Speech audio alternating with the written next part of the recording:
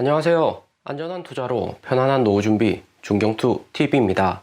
네, 4월 21일 목요일입니다. 비트코인 41,400달러, 이더리움 3,080달러 횡보 중이고, 리플 마이너스 2.3%, 솔라나, 에이다, 도지코인 마이너스고, 루나하고 비트코인만 플러스네요. 5월 5일 연준 금리 인상 정확하게 2주 전이고, 미국 빅테크 1분기 어닝 시즌하고 겹치는 구간이기 때문에 비트코인 포함 나스닥도 장 내내 올랐다 내렸다 하면서 변동성이 매우 큽니다. 일반적으로 이렇게 변동성 높은 장 오면 가장 좋은 투자 방법은 기다리는 투자이고요. 호재가 있어서 상승도 하지만 악재도 존재하기 때문에 내려가는 것도 쉽습니다. 비트코인 0.3% 이렇게 조금씩 오르고 내리고 하는데 매매한다고 힘 빼실 필요는 없으시고요. 이런 장에서는 한편의 영화를 보신다 생각하시고 편안하게 시장 지켜보시면서 타이밍 기다리시는 거죠. 미국 연준 베이지북 발표하고 테슬라 장중에 마이너스 4.9% 하락했다가 장 끝나고 1분기 어닝 발표 이후에는 다시 플러스 4%,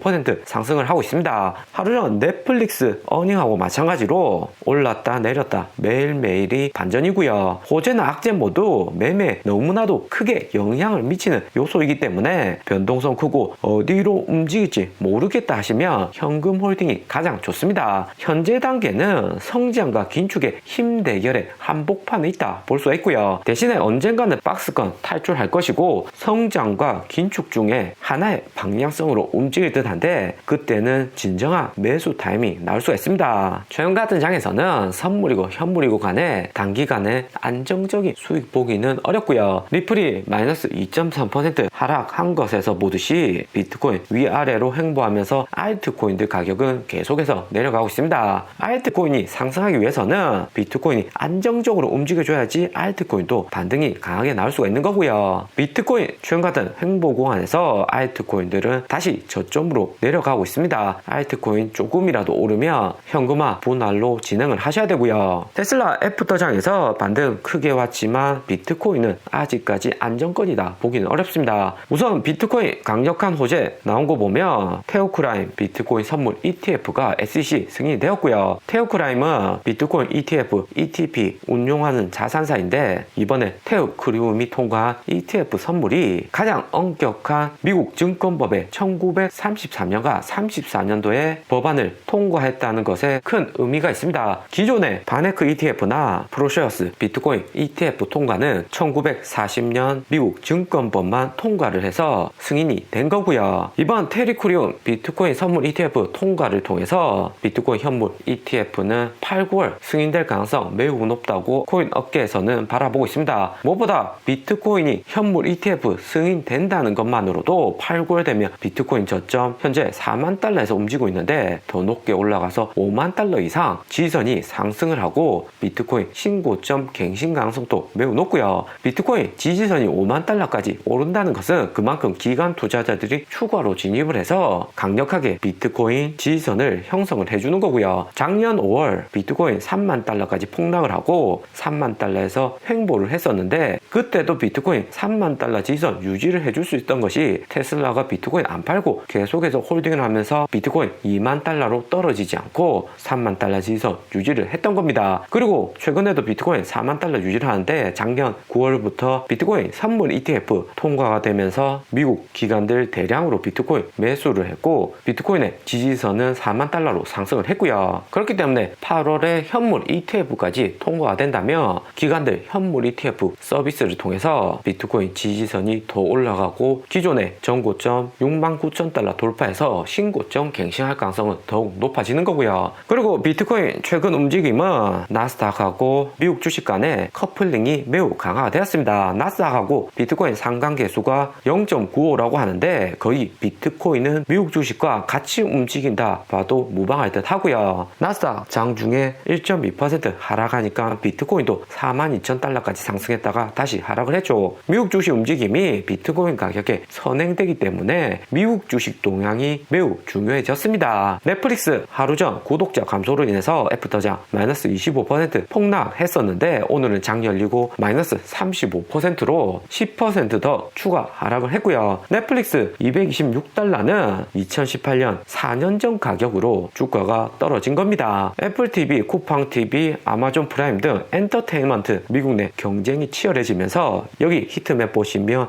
엔터 섹터는 모두 하락을 했고요. 디즈니도 마이너스 5.5% 하락폭이 큽니다. 거기에 구글, 페이스북도 커뮤니케이션 서비스의 일부이기 때문에 하락을 했고 페이스북 마이너스 7.7% 하락세가 매우 크고요. 하지만 다우지수나 소비주, 월마트, 코카콜라는 꾸준히 상승을 잘하고 있습니다. 기술주 섹터에서는 하락을 하고 소비주, 경기 민감주는 상승을 하면서 미국 주식 전체적으로 횡보 중이다 볼 수가 있습니다. 최근 어닝 시즌이고 넷플릭스는 어닝 미스를 했지만 테슬라는 실적이 좋게 나왔고요. 다음 주 마이크로소프트, 애플 실적 좋게 나올 것으로 예상은 하지만 페이스북 주가가 마이너스 7.4% 크게 하락 온 것처럼 모든 빅테크 주가가 크게 오를 것이다 예상하기는 어렵습니다. 애플은 잘 나올 것으로 보이지만 마이크로소프트가 어떨지는 어닝 이후 정확하게 알 수 있듯 하고요. 마이크로소프트 내부적으로 리스크가 존재한다고 이야기 조금씩 나오고 있죠. 그리고 테슬라 어닝과 함께 미국 연준의 베이지북 발표가 있었습니다. 넷플릭스, 페이스북 주가 이렇게 크게 하락한데 직접적인 영향을 미쳤고요. 4월 20일 연준 베이지북에서는